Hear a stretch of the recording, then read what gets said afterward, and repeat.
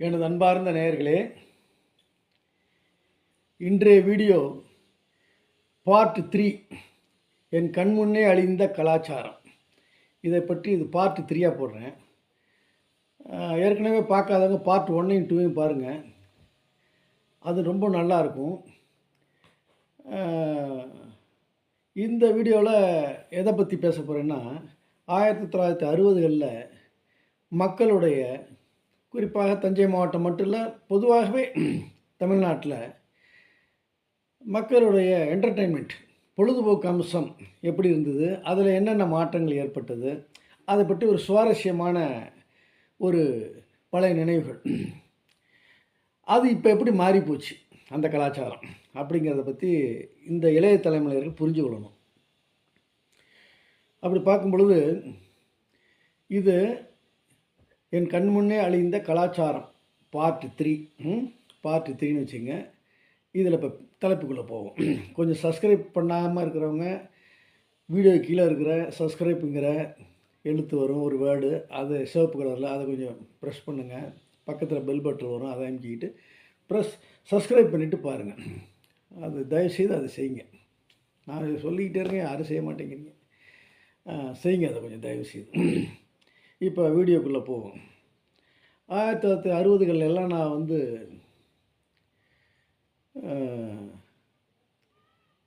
Fourth standard, அதன் பிறகு கொஞ்சம் கேப் விட்டு திரும்ப சேலத்துக்கு போய்ட்டு திரும்ப வந்து 8th 9th இந்த மாதிரி காலகட்டங்கள், இதில் 4ஆம் வகுப்பு படித்த காலகட்டமும் அடங்கும். அப்போ மக்களுக்கு இருந்த ஒரே பொழுதுபோக்கு அம்சம் என்னென்னா சினிமா தான். எங்கள் அப்பா காலத்தில் எல்லாம் பார்த்திங்கன்னா சினிமா வந்துருச்சு. ஊமை படம் ஃபஸ்ட்டு, அப்புறம் பேசும் படமும் வந்தது. அப்போ வந்து எங்கள் அப்பா காலத்துல எல்லாம் தஞ்சாவூரில் இப்போ இருக்கிற கிருஷ்ணா டாக்ஸ்னு ஒரு தேட்டர் இருந்தது. அது இடிஞ்சு போச்சு. அதில் நிறைய பேர் செத்து போனாங்க. அது ஒரு சோகமான நிகழ்வு.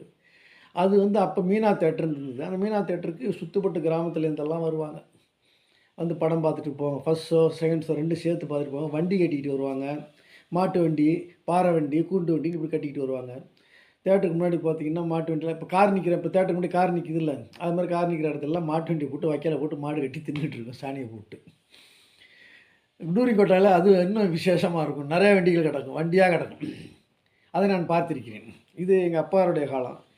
எங்கள் பாட்டி காலத்தில், எங்கள் தாத்தா காலத்திலலாம் சினிமாவே கிடையாது. அப்போ ஒரே பொழுதுபோக்கு என்னென்னா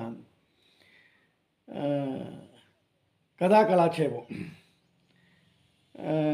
முருகனுடைய கதை, வள்ளி திருமணம், இது போன்ற கதா கலாச்சாரத்தை வில்லு பாட்டு வச்சுட்டு பாடுவாங்க, கதை சொல்லுவாங்க. அதுக்கப்புறம் மகாபாரதம் கதா கலாச்சாரம், நாடகங்கள், இதுதான் இருந்தது அப்போ.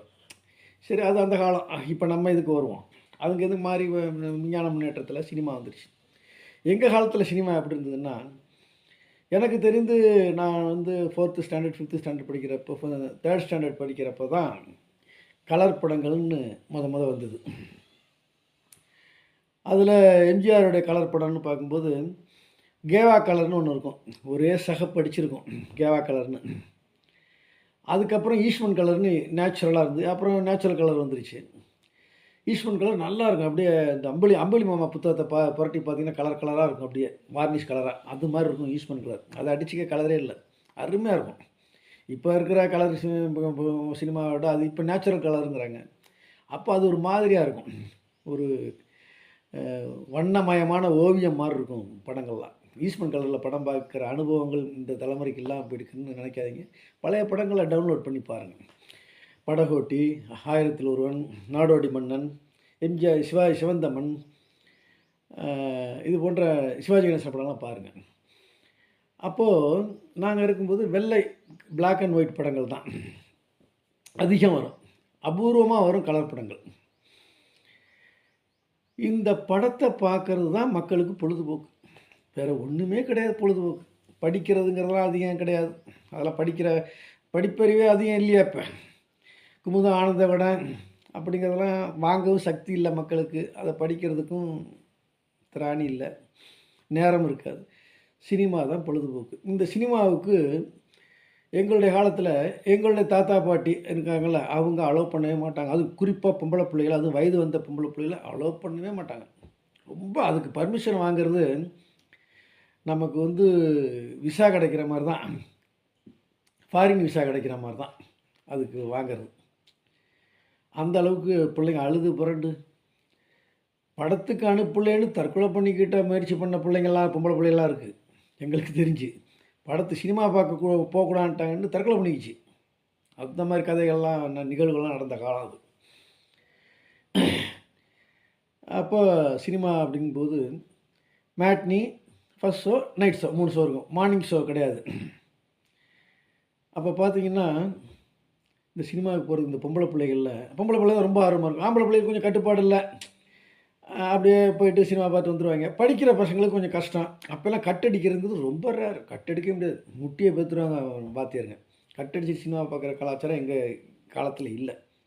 பிற்காலத்தில் நான் காலேஜ் படிக்கிற காலத்தில் காலேஜை கட்டடிச்சிட்டு போகிறது வந்தது. நான் இதுவரையும் கட்டடிச்சிட்டு சினிமா பார்த்ததே இல்லை.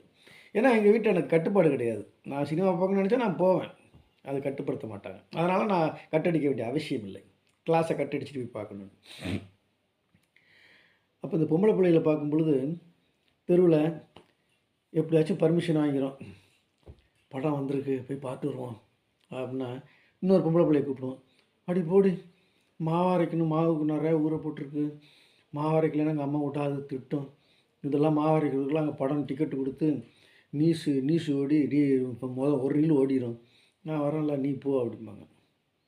ஒன்று இந்த பொண்ணுங்க நம்ம கம்பெனி வேணும் என்ன, ஏக்கா மாவு தானே எடுத்து போடு, நானும் அரைக்கிறேன் வா, ஆளுக்கு பாதி அரைச்சி சீக்கிரம் முடிச்சிடுவான்னு ஒன்று இப்படி ஆட்டிக்கிட்டு கடை அதுக்கு ஆட்டுற ஸ்பீடாக பார்த்தாலே தெரிஞ்சிடும் இது சினிமாவுக்கு கிளம்புது, எங்கேயோ பிளான் பண்ணிடுச்சிங்கிறது. அதுபோல் ஒரு 4-5 அதில் கல்யாணம் ஆன இளம் பெண்களும் இருக்கும், லீட் பண்ணி அவங்க தான் லீடர் மாதிரி. இங்கேருந்து கிளம்பி போணுச்சிங்கன்னா தீனி பையில் மடியில் அவள் பொரியரிசி இது ஒரு தீனிகளும் வாங்கிக்குவாங்க. ஏன்னா அங்கே உள்ளுக்குள்ளே வரும் தேட்டருக்குள்ளே, அதை வாங்க காசு இருக்காது. அப்போ ஒரு தர டிக்கெட்டு தான் பெண்களுக்கு, தர டிக்கெட்டு ஒரு டிக்கெட்டு, ஆண்களுக்கு ஒரு 10 காசு கூட இருக்கும். இப்போ எனக்கு தெரிஞ்சு 25 காசு இருந்தது பெண்களுக்கு, ஆண்களுக்கு 35 காசு. கிராமங்கள்ல எல்லாம் மணல் தர டிக்கெட்டாக மணலில் தான் உட்காரணும்.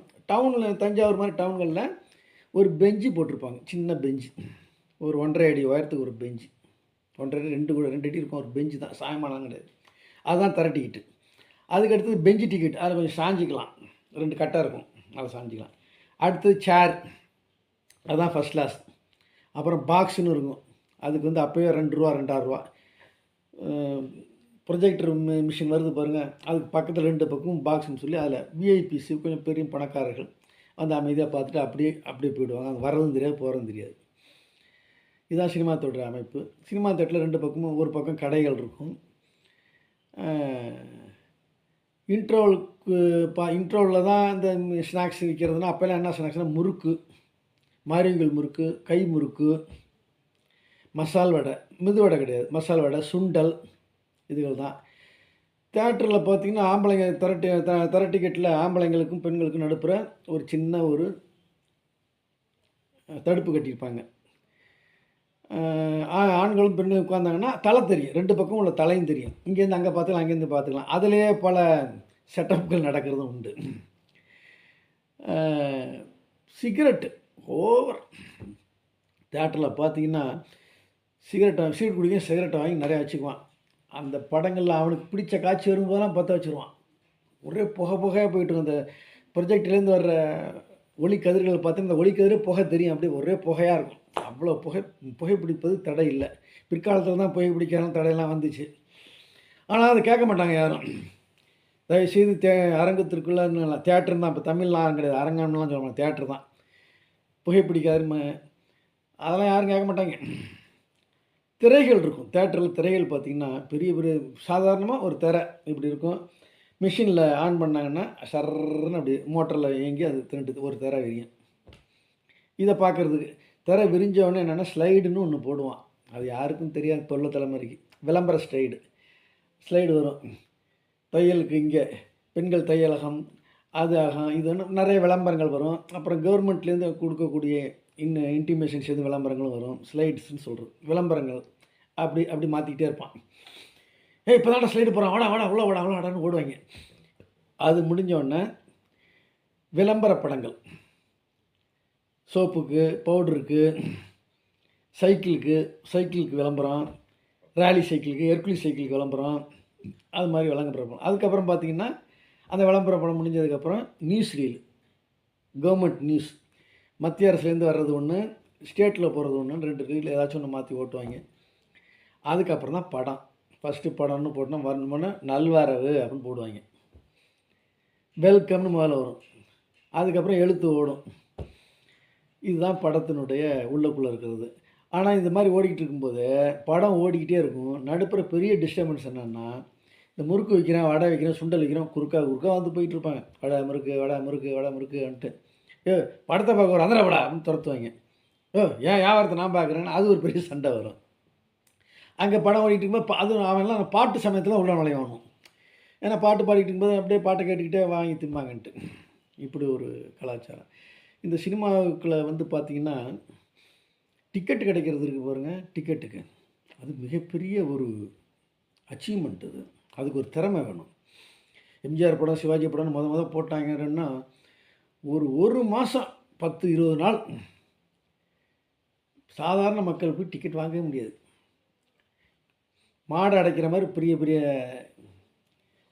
கியூ வைக்கிறதுக்கு மதில் சோறு வச்சு சந்து மாதிரி விட்ருப்பாங்க. இது மாதிரி வாடிவாசல் சந்து மாதிரி. அதுக்குள்ளே போய் நிற்கணும். 1 மணி நேரம் 2 மணி நேரம் போய் முன்னாடி முதல்ல டிக்கெட் கிடைக்காம போயின்னு இந்த பொம்பளை பிள்ளையெல்லாம் பார்த்தீங்கன்னா, அக்கா நான் முதல்ல போய் இடம் போட்டுருக்கேன், என் டிக்கெட் கவுண்டரில் நிற்கிறேன்க்கா, நீங்கள் வந்துடுங்கக்கா அப்படின்னு.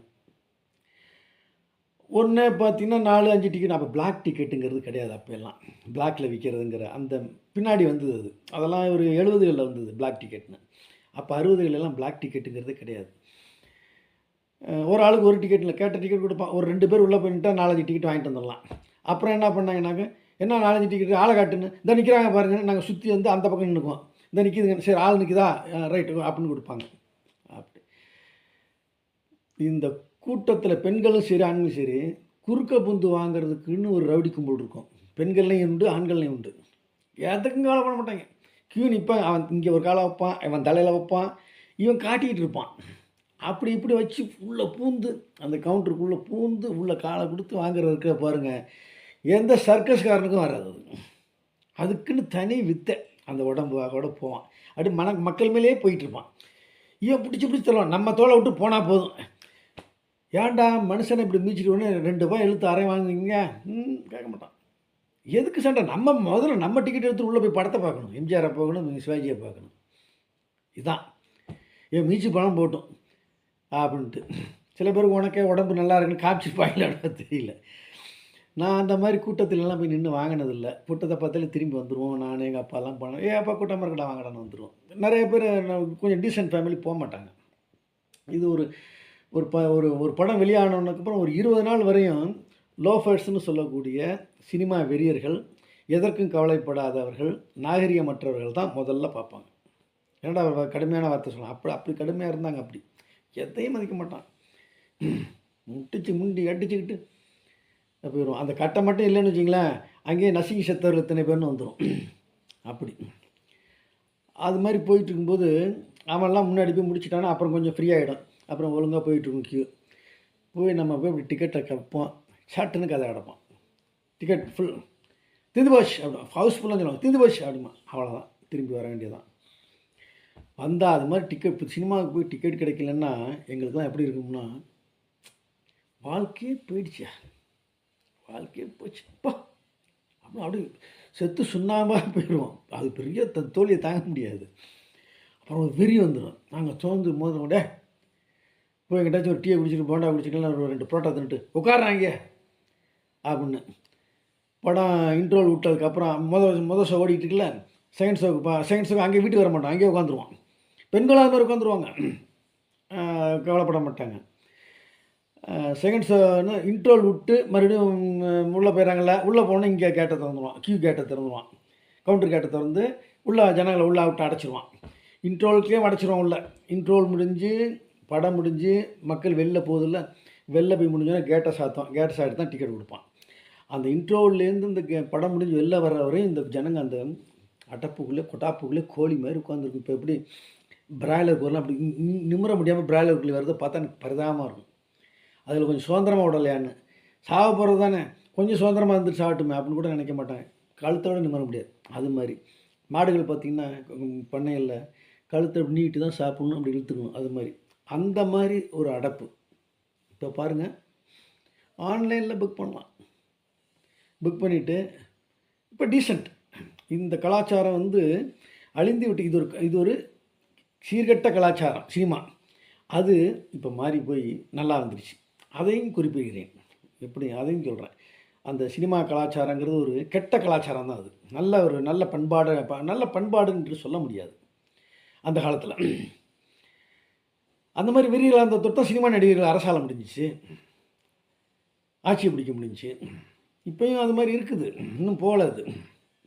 இப்போ எல்லாம் பார்த்திங்கன்னா ஆன்லைனில் புக் பண்ணுறாங்க. புக் பண்ணோன்னே அந்த கவுண்டரில் போனோன்னே இப்படி காட்டுறான், செல்லை காட்டணும்.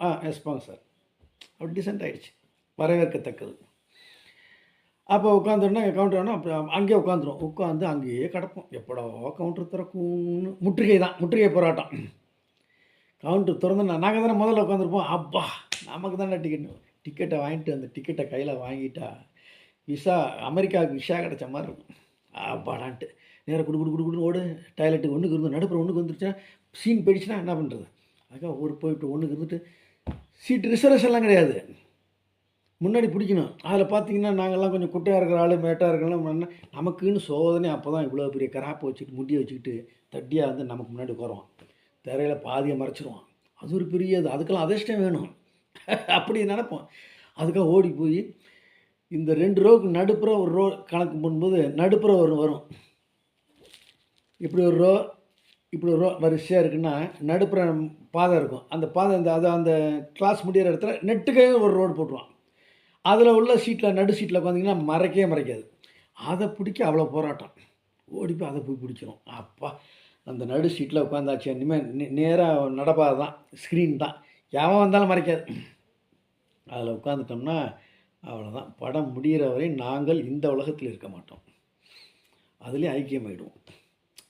இப்படிப்பட்ட ஒரு சினிமா மோகம் அந்த காலத்தில் இருந்த தொட்டு தான் சினிமா நடிகர்களுக்கெல்லாம் அவ்வளவு மதிப்பு. அவங்க அப்போ சினிமாவில் எப்படி நடக்கிறாங்களோ அதே மாதிரி வாழ்க்கையிலையும் நடப்பாங்க அப்படிங்கிற எதிர்பார்ப்பு. இப்படிலாம் அந்த தொட்டு தான் ஓட்டு போட்டாங்க. அதில் எம்ஜிஆர் வந்தார், சினிமாவில் வந்த வள்ளல் மாதிரி நடைமுறை வாழ்க்கையில் இருந்தார். சினிமாவில் இருந்த மாதிரியே கொஞ்சம் நான் ஆணையிட்டால் அது நடந்து விட்டால் இங்கே ஏழைகள் வேதனைப்பட மாட்டான்னு ஏதோ செஞ்சார், இல்லைன்னு சொல்லக்கூடாது. அதுக்கப்புறம் எப்படிங்கிறது இனிமேல் தான் பார்க்கணும். அதெல்லாம் இப்போ போயிடுச்சு. தேட்டர்லாம் பார்த்திங்கன்னா தமிழ்நாட்டில் அதிக தேட்ரு சேலத்தில் தான். எனக்கு தெரிஞ்சு நான் சேலத்தில் வாழும்போது 7வது 8வது படிக்கிறேன். 5ஆவதுலேருந்து 5ஆவது 5th 6th 7th ஸ்டாண்டர்ட். இப்போ 5ஆவது 6ஆவது 7ஆவதுன்னு அந்த காலத்துக்கு மொழியில் பேசிக்கிட்டு இருக்கேன். இப்போ இந்த இளைஞர் 5ஆவதுன்னு என்னப்பான்னு கேட்குதுங்க. இப்போ என்ன தாத்தான்னு 5th அப்படின்னு சொல்ல வேண்டியது, ஸ்டாண்டர்ட் சொல்ல வேண்டியது. அப்போ பார்த்திங்கன்னா 47 தேட்டர் இருந்தது சேலத்தில். இவ்வளோ தேட்ரு. அங்கே ஒரு சண்முகா தேட்டர் ஒன்று இருக்கும். அதில் பழைய படம் மட்டும்தான் போடுவான், பிளாக் அண்ட் ஒயிட். அந்த காலத்து படம் எங்கேட்டி தியாகராஜர் பாருன்னு பியூ சின்னப்பா நடிச்சதுலேருந்து அது மட்டும்தான் போடுவான், புது படம் எடுக்க மாட்டான். அதுக்கு வந்து காசு கம்மி. அப்போல்லாம் வந்து 45 காசு 50 காசுன்னு ஆகிடுச்சு தர டிக்கெட்டு. அந்த தேட்டரில் மட்டும் 25 காசு தான், பாதி ரேட்டு தான். ஏன்னா பழைய படம் போடுறான்ட்டு. அது ஒரு சேலத்தில் அப்படி. சேலம் சினிமா மோகம் உள்ள மக்கள் அங்கே. அதனால் அங்கே ஏடிக்கு தொடர்ந்து கோட்டையாக இருந்தது. இப்போ பாருங்கள், தேட்டரே அத்து போச்சு. தேட்டரெல்லாம் அத்து போய் எல்லாம் கல்யாண மண்டபம் ஆகி 1-2 தேட்டர்கள் தான் இப்போ இன்றைக்கி. தஞ்சாவூரில் 2 தேட்டரு இருக்குது, அவ்வளோதான். 2 தேட்டரோ 3 தேட்டரோ இருக்குது, அவ்வளோதான். அதுலேயும் மக்கள் வந்து இப்போ இளைஞர்கள் போகிறாங்க, ரசிகர் மன்றத்தினர் போகிறாங்க. மற்றபடி அதில் யாரும் ஆர்வம் காட்டுறது. நானும் சினிமா பற்றி ரொம்ப நாள் கிட்டத்தட்ட நான் சினிமா தேட்டருக்கு போய் ஒரு 6-7 வருஷம் இருக்கும். எப்போயாச்சும் போகணுமேங்கிறதுக்காக போகிறது. 6-7 வருஷம் ஆச்சு. இப்போ அந்த சினிமா தேட்டருங்கிறது ஒழிஞ்சு போச்சு. தேட்டர் பிஸ்னஸ்ஸுங்கிறது ஒரு முடிஞ்சு வீணாக போச்சு. எல்லாம் லேப்டாப்பில் பார்க்குறாங்க, டேப்பில் பார்க்குறாங்க, கம்ப்யூட்டரில் பார்த்துக்கிறாங்க, அல்லது டிவி, பெரிய டிவி வந்துருச்சு. அதிலே நம்ம வந்து இன்டர்நெட்டை கனெக்ஷன் கொடுத்துடலாம். கொடுத்தோம்னா அதிலே அமேசான், நெட்ஃப்ளிக்ஸ் இதிலெல்லாம் பணத்தை கட்டிட்டோம்னா புது புது படங்களை டவுன்லோட் பண்ணி அதில் அப்படியே எல்லாம் வாட்ச் பண்ணி அதிலே நெட்லேயே பார்க்கணும். சினிமா தேட்டர் ஹோம் தேட்டர் மாதிரி வச்சுட்டாங்க. வீடுகளுக்குள்ளே தேட்டர் வந்துருச்சு. இங்கேயும் அங்கேயும் ஸ்பீக்கரை வச்சு பார்க்குறோம்னு. ஜுராசிக் பார்க் போடும்போது ஒருத்தர் நண்பர் வீட்டு ஃபாரின் அமெரிக்காவில் இருந்தார். அவர் வீட்டில் ஹோம் தேட்டரு பில்ட் பண்ணியிருந்தார். அதில் கொண்டு போய் பிள்ளையெல்லாம் வச்சு பார்த்தோம்னா தேட்டரில் பார்க்குற எஃபெக்ட்டுக்கு பிள்ளைங்களாம் அலறுது. ஐயோ அப்போனா அலறுது. அந்த இது வரும்பொழுது அந்த சவுண்டு 4 பக்கம். அது மாதிரி வீடுகளே தேட்டர் ஆகிடுச்சு. பெரிய பணக்காரர்களில் தேட்டர்னு தனியாக கட்டிட்டாங்க. வேறு ஹோம் தேட்டர் தனியாகவே கட்டி வச்சுருக்காங்க. எனக்கு தெரிஞ்ச ஒரு நண்பர் சினிமா தேட்டர் மாதிரி மினி தேட்டரே கட்டி வச்சுருக்காரு வீட்டில். சீட்லாம் போட்டிருக்கு. ஒரு கெஸ்ட்லாம் பார்த்தோன்னா அதில் ஒரு 20-25 பேர் உட்காரலாம். இந்த தேட்டர் மாதிரி சேருகளும் அப்படி ஸ்க்ரீனே வச்சுருக்கிறார். அந்த மாதிரி கலாச்சாரங்கள்லாம் இப்போ வீடுகளுக்குள்ளே தேட்டர் வீடுகளுக்குள்ளே வந்துவிட்டது. அந்த காலத்தில் வீடுகள் தேட்டருக்குள் சென்றது. வீடுகள்லாம் யார்? ஹோம். யார்? அந்த வீட்டில் உள்ள அத்தனை ஜனமும் பார்த்தீங்கன்னா அங்கேயே கிடக்கும். டிக்கெட் கிடைக்கலாம் அங்கேயே கிடக்கும். வீட்டெல்லாம் மறந்துடும். அதுதான் சினிமாவை பார்த்துட்டு வந்ததுக்கப்புறம் அந்த வசனத்தை பேசிக்கிட்டே வீட்டுக்கு வர்றது. அப்புறம் பாட்டு புத்தகம்னு ஒன்று விற்கும். அது ஒரு பெரிய கலாச்சாரம். அது வந்து 10 காசு 5 காசுலேருந்து 10 காசு வரை இருந்து எனக்கு தெரிஞ்சு. பாட்டு புத்தகம் விற்றுட்டு வருவாங்க. அது இந்த பொம்பளை பிள்ளை வயசுக்கு வந்த பொம்பளை எல்லாம் வாங்கிருங்க. நல்ல பாட்டு அளவு நல்லா இருக்கும்ல. அப்போ எம்எஸ் விஸ்வநாதன் இசைன்னா எப்பேற்பட்ட இசை. மெல்லிசை மன்னர். அவர் பாட்டுக்கெல்லாம் இன்றைக்கி காலங்காலத்துக்கும் அழியாது. அதுக்கடுத்து இளையராஜா அவரும் நல்ல இதாக போட்டார். ஆரம்பத்தில் அவர் இசை கொஞ்சம் டப்பாங்குத்து மாதிரியும் கிராமிய டொண்டொடக்குன்னு இன்னும் கொஞ்சம் கிண்டல் பண்ணாங்க. உரிமை மேலே என்னையா இளையராஜா உரிமை மேலே மாதிரி அடிக்கிறான் கிராமத்து இதெல்லாம். ஒரு மெல்லிசை மன்னர் மாதிரி ஒரு இல்லையே, ஒரு சாஃப்ட்டு ஃபைன் ஆர்ட்ஸ் ஃபைன் மியூசிக்காக இல்லையே அப்படின்னு. அந்த காலத்தில் கர்நாடிக் மியூசிக் எம்கேடி தியாரை பார்த்து அதை யாரும் ரசிக்க முடியாது. அதுக்கப்புறம் மெல்லிசை மன்னன் சினிமா திரைப்பாடல்களை மக்கள்கிட்ட கொண்டு போய் சேர்த்தது வந்து எம்எஸ் விஸ்வநாதன். அப்படி அது மாதிரி அந்த பாட்டு புஸ்தகம் விற்கும். அந்த பாட்டு புஸ்தகம் வாங்கிட்டுனா ஒவ்வொருத்தரும் வீட்லேயும் இந்த வயசுக்கு அந்த பொண்ணுங்களுக்கு அது பெரிய பொக்கிஷம் மாதிரி கட்டி கொடுத்து போகும்போது அதை அப்படியே மூட்டை கட்டி எடுத்துகிட்டு போயிடும். அது ஒரு சீதனம் மாதிரி போகும். அது கூடவே அந்த பாட்டு புஸ்தகம் வச்சுக்கிட்டு இதை பாடுதுங்கிறீங்களா, பார்த்து வாங்கி வச்சுக்குங்க. பாடினா தான் அடி விழுமா. என்ன சினிமா பாட்டு காத்துற நாங்கள் வீட்டில் பெரியவங்க வந்து என்ன கூத்தாடி கூடாது அப்படின்னு 2 அறை விடுவாங்க. ஆனால் பெரியவங்க இல்லாத நேரத்தில் அப்படி மெல்ல பாடிக்கிறது மனசுக்குள்ளே, அவ்வளோதான். மற்றபடி ஒன்றும் பெரிய பாட்டு பாடி பெரிய இப்போல்லாம் பாருங்கள் இந்த ஜீ தமிழ்லாம் வருது பாட்டு போட்டியெல்லாம். சின்ன சின்ன வாண்டுகள்லாம் பெரிய மனுஷால் மாதிரி அப்படி தத்துருவமாக பாடுது. அந்த ஒரிஜினல் பாடையை விட இதுங்க நல்லா பாடுது. இது நல்லா இருக்குது கேட்குறது. அப்போ அது மாதிரி இல்லை, கட்டுப்பாடுகள் இருந்தது. பாட்டு கற்றுக்க முடியாது. பாட்டு கற்றுக்கிறதுனா ஒன்று பிராமணாக இருக்கணும், அல்லது இசை வேளாளர் குடும்பத்தில் இருந்திருக்கணும். அவங்க தான் கற்றுக்க முடியும். அல்லது ஏற்கனவே உள்ள ஒரு பாடகருடைய குடும்பத்தில் வந்திருக்கணும். சாதாரண நடுத்தர மக்கள் பாட முடியும். இப்போல்லாம் நடுத்தர மக்கள் குழந்தைகளை தயார் பண்ணி போட்டியில் சங்கீத போட்டியில் விடுறாங்க. பாட்டு எல்லா டிவிலையும் அந்த ப்ரோக்ராம் கொண்டாட்டாங்க. எல்லா மொழியிலும் மலையாளம் டிவி, ஜி தமிழ் மலையாளம், அது மாதிரி சன் டிவியில், விஜய் டிவியில் நிறையா அந்த மாதிரி ப்ரோக்ராம்கள். நடுவர்கள் இருந்து சூப்பர் குரலில் சூப்பர் சிங்கர் அப்படி இப்படிலாம் நிறையா கொண்டு வர்றாங்க. இப்போ அந்த காலத்தில் பாட்டு புஸ்தகங்கள் தான். அதை நம்ம இது கிடையாது, டேப் ரெக்கார்டர் கிடையாது, ஒன்றும் கிடையாது. நிறைய பேசிட்டேன்னு நினைக்கிறேன். 22 நிமிஷம் ஆகிடுச்சு. இந்த பாட்டு புத்தகத்தில் பார்த்திங்கன்னா ஒருத்தர் கொடுத்து கடன் வாங்கிக்கிறது. நான் உனக்கு நாடோடி மண் பாட்டு புத்தகம் தரேன், நீ எனக்கு 1001 கொடு. இதுங்க 2 படிச்சுட்டு அப்புறம் திருப்பி கொடுத்துரும். சும்மா படித்து பார்க்குறது கதை மாதிரி. அந்த அந்த அந்த பாட்டை படிக்கும்போது அவங்களுக்கு அந்த பாட்டு உள்ளே ஓடும். அப்படியே மெய்மறந்து அப்படியே ஒரு கனவுலகத்தில் சஞ்சரிப்பார்கள் பெண்கள். ஆண்கள் வாங்க மாட்டாங்க. அது அதிகமாக பாட்டு புத்தகம் வாங்கிறது கிடையாது. இப்படி ஒரு கலாச்சாரம். இப்போ அந்த கலாச்சாரம் சினிமா கலாச்சாரம், சினிமா தியேட்டருக்கு சென்று பார்க்க கலாச்சாரம் அழிந்து விட்டது. தியேட்டர்களும் காலியாகிவிட்டது என்று கூறிக்கொண்டு அடுத்த வீடியோவில் இதைவிட 4வது வீடியோவாக நமது திருவிழாக்கள், ஃபங்க்ஷன், வீட்டில் உள்ள ஃபங்க்ஷன்லாம் எப்படி கலாச்சாரம் மாறி இருக்குங்கிறத பற்றி பேசுகிறேன். அது 4வதாக போடுறேன். நன்றி, வணக்கம். நன்றி. சப்ஸ்கிரைப் பண்ணுங்கள். டிஸ்கிரிப்ஷன் பாக்ஸில் எதுவும் கமெண்ட் பண்ணுங்கள். உங்களுடைய கமெண்ட்டுகளையும் உங்களுடைய பிடிச்சிருந்தால் லைக் பண்ணுங்கள். தயவுசெய்து சப்ஸ்கிரைப் பண்ணுங்கள். நன்றி நேயர்களே.